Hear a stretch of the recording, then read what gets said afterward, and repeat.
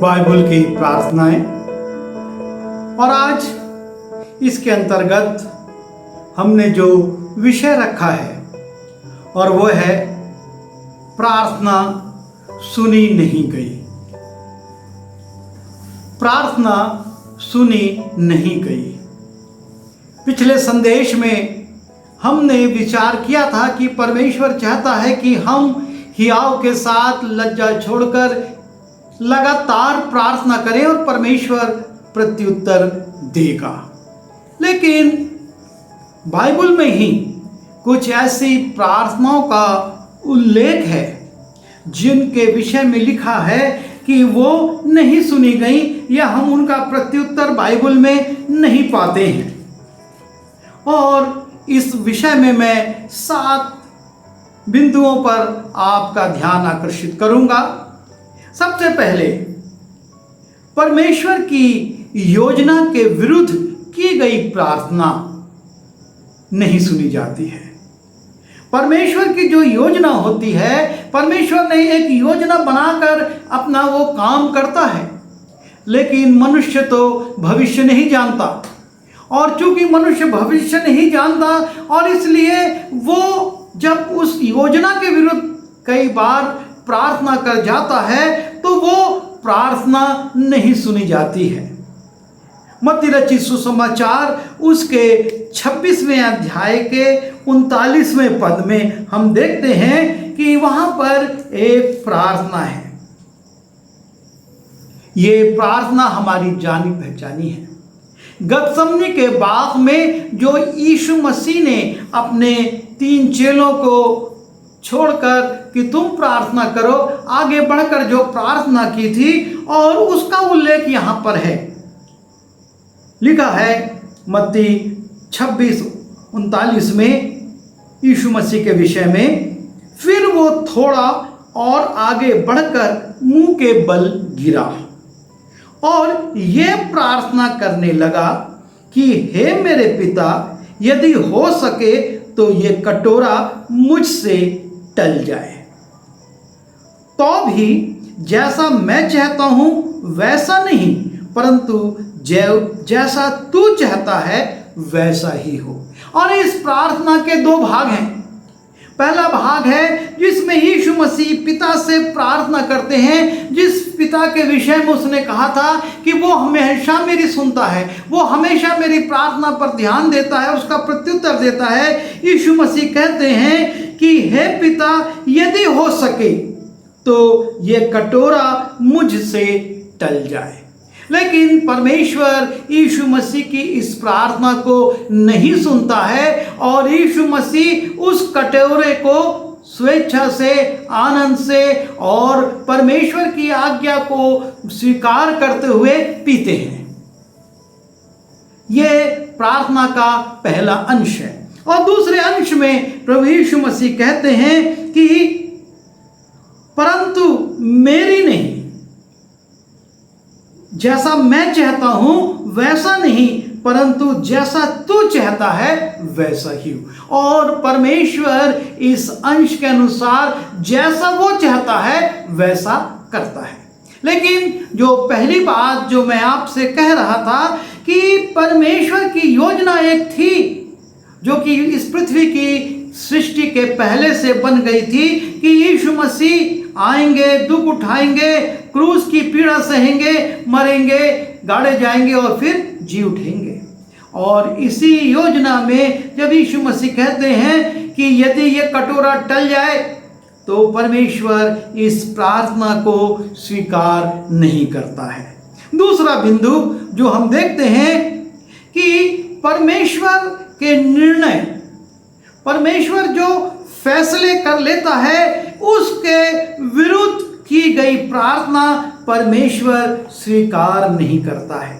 परमेश्वर ने जो फैसला कर लिया, परमेश्वर ने जो फैसला सुना दिया, तब वो उसके विरुद्ध यदि उसके में कुछ संशोधन के लिए प्रार्थना की जाए तो वो स्वीकार नहीं करता है। जब हम मूसा को देखते हैं, मूसा जिसकी हर प्रार्थना को परमेश्वर सुनता था, लेकिन उसने एक भूल कर दी थी, जिसके कारण परमेश्वर ने एक निर्णय सुना दिया था कि अब तू और हारून दोनों यरदन के पार कनान देश में नहीं जा सकेंगे। और मूसा जो कि इस्राएलियों को मिस्र से निकाल कर लाया था, उनके साथ साथ चलता था, उनके लिए सारी बातें करता था, उसको बड़ी लालसा थी कि मैं भी इनके साथ कनान देश में जाऊं। लेकिन भूल के कारण, जो गलती उसने कर दी थी, उसके कारण परमेश्वर ने कह दिया था कि तू कनान देश में नहीं जाएगा। और तब हम व्यवस्था विवरण उसके 3 अध्याय के 23वें पद से जब पढ़ते हैं, वहां मूसा बड़ी विनम्रता से परमेश्वर से प्रार्थना कर रहा है। लिखा है, उसी समय मैंने यहोवा से गिड़गिड़ा कर विनती की कि हे प्रभु यहोवा, तू अपने दास को अपनी महिमा और बलवंत हाथ दिखाने लगा है। स्वर्ग में और पृथ्वी पर ऐसा कौन देवता है जो तेरे जैसे काम और पराक्रम के काम कर सके? इसलिए मुझे पार जाने दे कि यरदन पार करके उस उत्तम देश को, अर्थात उस उत्तम पहाड़ और लबानोन को भी देखने पाऊं। वो गिड़गिड़ाकर परमेश्वर की महिमा करते हुए, उसको धन्यवाद देते हुए, उसके पराक्रम का वर्णन करते हुए बड़ी अजीजी से दुआ कर रहा है कि मुझे पार जाने दे, मुझको यरदन पार जाकर उस उत्तम देश को, अर्थात उस उत्तम पहाड़ और लबानोन को भी देखने करके तू परमिशन दे, मुझको तू आज्ञा दे कि मैं भी चला जाऊं। परंतु हम देखते हैं 26वें पद में परमेश्वर मूसा से क्या कहता है, परंतु यहोवा तुम्हारे कारण मुझसे रुष्ट हो गया और मेरी ना सुनी, किंतु यहोवा ने मुझसे कहा, बस कर, इस विषय में फिर कभी मुझसे बातें ना करना। परमेश्वर उसकी प्रार्थना को नहीं सुनता है, कहता बस कर, इस विषय में जो मैंने एक फैसला ले लिया है, उस विषय में अब मुझसे प्रार्थना तू ना कर। तेरी बड़ी लालसा है उसको देखने के लिए, तो परमेश्वर कहता है, पिसगा पहाड़ की चोटी पर चढ़ जा और पूर्व पश्चिम उत्तर दक्षिण चारों ओर दृष्टि करके उस देश को देख ले, क्योंकि तू यरदन के पार जाने ना पाएगा। और इस प्रकार से हम देखते हैं कि परमेश्वर ने जो फैसला ले लिया उससे वो हटता नहीं है, लेकिन परमेश्वर उस फैसले पर अटल रहता है और उसके लिए की गई प्रार्थना से को वो स्वीकार नहीं करता है। तीसरा बिंदु, यदि हम परमेश्वर से गलत चीज या परमेश्वर से अनुचित चीज मांगते हैं तो परमेश्वर हमारी नहीं सुनता है। पहला राजा उसके 19वें अध्याय के 4 पद में एलिया के विषय में लिखा है।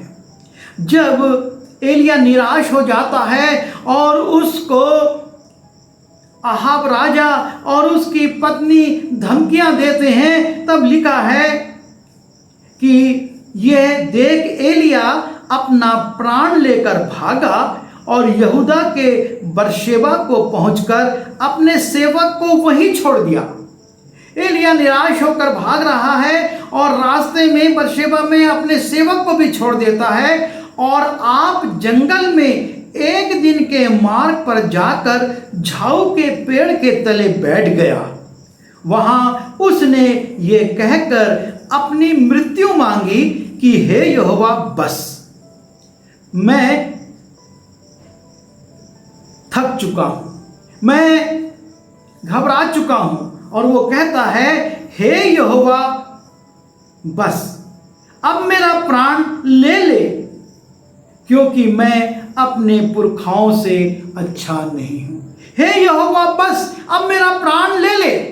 वो चाहता है कि परमेश्वर उसका प्राण ले ले, और इसलिए वो प्रार्थना करता है, कहता है हे यहोवा बस मेरा प्राण ले ले। लेकिन परमेश्वर को मालूम है कि मैंने इसके लिए योजनाएं बनाई हैं, और परमेश्वर उसके प्राण नहीं लेता, अर्थात उसको वहां पर मृत्यु प्राप्त नहीं होती है, वो नहीं मरता है। और जब हम आगे जाते हैं, फिर से हम योना की पुस्तक को देखते हैं, और योना की पुस्तक में हम पढ़ते हैं कि परमेश्वर यहोवा योना को चुनता है कि वो नीनवे जाए, वहाँ प्रचार करे। पहले वो इनकार करता है, दूसरी तरफ भागता है, फिर परमेश्वर वापस लाता है, वो प्रचार करता है, प्रचार से नीनवे के लोग बदल जाते हैं, और परमेश्वर भी अपनी योजना को परिवर्तित करता है कि लोगों में परिवर्तन आया है। और जब ये परिवर्तन आता है तो योना को बहुत खराब लगता है। योना की पुस्तक उसके 4 अध्याय के पहले पद से हम देखते हैं, ये बात योना को बहुत बुरी लगी और उसका क्रोध भड़का, और उसने यहोवा से ये कहकर प्रार्थना की, हे यहोवा जब मैं अपने देश में था तब क्या मैं यही बात ना कहता था?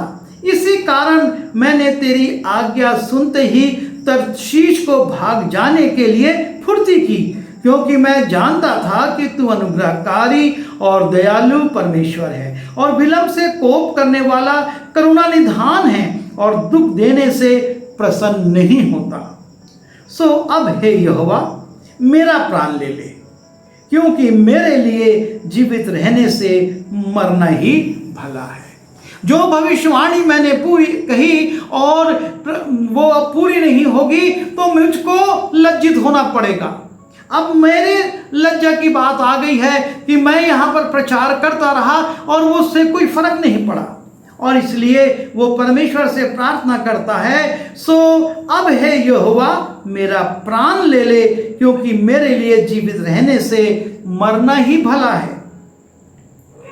और वहां पर भी हम देखते हैं परमेश्वर योना की इस प्रार्थना को नहीं सुनता, उसका प्राण नहीं लेता, और कहता है कि क्या उचित है, इतने लोग जबकि पछता रहे हैं तो ये उचित नहीं क्या कि मैं उनको क्षमा करूं।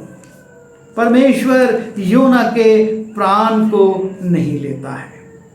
और एक निवेदन हम देखते हैं जो कि उचित नहीं था, और इसलिए यीशु मसीह ने उस निवेदन को भी स्वीकार नहीं किया। और ये 2 बहनों का वर्णन है, मार्था और मरियम का। और मार्था यीशु मसीह को उसके चेलों सहित अपने घर में उतारती है और उसको पार्टी करती है, उसके लिए भोजन बनाती है, और जब वो अकेले काम करते करते घबरा जाती है, तब लिखा है पर मार्था सेवा करते घबरा गई और उसके पास आकर कहने लगी, हे प्रभु क्या तुझे कुछ भी सोच नहीं कि मेरी बहन ने मुझे सेवा के लिए अकेली छोड़ दिया है, सो उससे कहे कि मेरी सहायता करे। वो कहती है, प्रभु यीशु मसीह से निवेदन करती, मेरी बहन से कहे कि वो मेरी सहायता करे, लेकिन यीशु मसीह मार्था के इस निवेदन को, उसकी इस प्रार्थना को स्वीकार नहीं करते और कहते हैं, प्रभु ने उसे उत्तर दिया, मार्था हे मार्था तू बहुत बातों के लिए चिंता करती है और घबराती है, परंतु एक बात अवश्य है और उस उत्तम भाग को मरियम ने चुन लिया है जो उससे छीना ना जाएगा। और इस प्रकार से हम देखते हैं जबकि मार्था अपनी बहन को प्रभु यीशु मसीह के वचन को सुनने से, उसकी संगति से अलग करना चाहते हैं, प्रभु यीशु मसीह उसके इस निवेदन को भी नहीं सुनते हैं। 5वीं बात जो हम देखते हैं और 4थी बात, और वो ये कि प्रभु यीशु मसीह और परमेश्वर दोनों जब हम अपवित्र होते हैं तो हमारी प्रार्थनाओं को नहीं सुनता है। और इसलिए नए नियम में लिखा है, पवित्र बनो क्योंकि तुम्हारा बुलाने वाला पवित्र है। और जब हम यशाया उसके पहले अध्याय के 15वें पद को देखते हैं, लिखा है, जब तुम मेरी ओर हाथ फैलाओ तब मैं तुमसे मुख फेर लूंगा, तुम कितनी ही प्रार्थना क्यों ना करो तो भी मैं तुम्हारी ना सुनूंगा, क्योंकि तुम्हारे हाथ खून से भरे हैं। तुम्हारे हाथ खून से भरे हुए हैं, तुम अपवित्र हो, अशुद्ध हो, और इसलिए तुम कितनी ही भी प्रार्थना क्यों ना करो, मैं नहीं सुनूंगा। परमेश्वर चाहता है कि हम पवित्र हों, और यदि हम अपवित्रता से मांगते हैं तो वो हमारी नहीं सुनेगा। और जब हम याकूब की पुस्तक उसके 4 अध्याय में जाते हैं, वहां पर 5वां कारण दिया है कि हमारी प्रार्थना क्यों नहीं सुनी जाती। जब हम 3 पद को देखते हैं, लिखा है, तुम मांगते हो और पाते नहीं, इसलिए कि बुरी इच्छा से मांगते हो, ताकि अपने भोग विलास में उड़ा दो। यीशु मसीह का भाई याकूब लिखता है कि तुम मांगते हो पर पाते नहीं, क्योंकि बुरी इच्छा से मांगते हो। जब हम बुरी इच्छा से अपने भोग विलास के लिए मांगते हैं तो कई बार हमारी प्रार्थनाएं नहीं सुनी जाती हैं। और 6वीं बात, परमेश्वर कई बार हमारी प्रार्थनाओं का उत्तर अपने तरीके से देना चाहता है और हम उसका उत्तर अपने तरीके से चाहते हैं।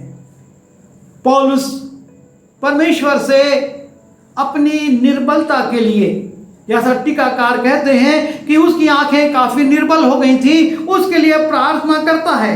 2 कुरिन्थी उसके 12वें अध्याय के 7वें पद से मैं पढ़ता हूं, और इसलिए कि मैं प्रकाशों की बहुतायत से फूल ना जाऊं, मेरे शरीर में एक कांटा चुभाया गया, अर्थात शैतान का एक दूत कि मुझे घूंसे मारे, ताकि मैं फूल ना जाऊं। इसके विषय में मैंने प्रभु से 3 बार विनती की कि मुझसे ये दूर हो जाए। वो 3 बार उस कांटे के लिए, शैतान के उस दूत के लिए जो उसको सताता था, अर्थात जो निर्बलता उसमें आ गई थी, उसके लिए 3 बार प्रार्थना करता है। लेकिन परमेश्वर उसको प्रत्युत्तर देता है, और उसने मुझसे कहा, मेरा अनुग्रह तेरे लिए बहुत है। तू अपने तरीके से चाहता है कि चंगाई पाए, लेकिन मैं अपने तरीके से, और मेरा अनुग्रह तेरे लिए बहुत है, तो इस निर्बलता में भी सफलताओं को प्राप्त करेगा। और 7वीं बात हम दानियल की पुस्तक में देखते हैं, दानियल उसके 10वें अध्याय के 12वें पद से, जहां पर कि वो दुष्ट कई बार हमारी प्रार्थनाओं को विलंबित कर देता है। हमारा परमेश्वर हमारी प्रार्थना सुनता है, उसी धुन सुन लेता है, उसका प्रत्युत्तर देता है, लेकिन दानियल जैसे व्यक्ति की भी प्रार्थना 21 दिन रुक जाती है। दानियल की पुस्तक उसके 10वें अध्याय के 12वें पद से लिखा है, फिर उसने मुझसे कहा, हे दानियल मत डर, क्योंकि पहले ही दिन को जब तूने समझने बूझने के लिए मन लगाया और अपने परमेश्वर के सामने अपने को दीन किया, उसी दिन तेरे वचन सुने गए और मैं तेरे वचनों के कारण आ गया हूं। और तब वो बताता है, पहले दिन तेरी प्रार्थना सुन ली गई और प्रत्युत्तर दिया गया। फारस के राज्य का प्रधान 21 दिन तक मेरा सामना किया रहा। 21 दिन तक दानियल को प्रार्थना का उत्तर इस कारण नहीं मिल पाया क्योंकि फारस का राजा उन अर्थात शैतान उसको रोक रहा था। वो स्थायी रूप से रोक नहीं सकता पर विलंबित करवा देता है, और तब हमको लगता है कि हमारी प्रार्थना नहीं सुनी गई। और ये 7 बिंदु हैं जिनमें कई बार हमको महसूस होता है कि हमारी प्रार्थना सुनी नहीं गई, पर उसके महत्वपूर्ण कारण हैं और हम उन पर जब विचार कर लेते हैं तो हम निराश, हताश या परेशान नहीं होते हैं। आइए दुआ करें।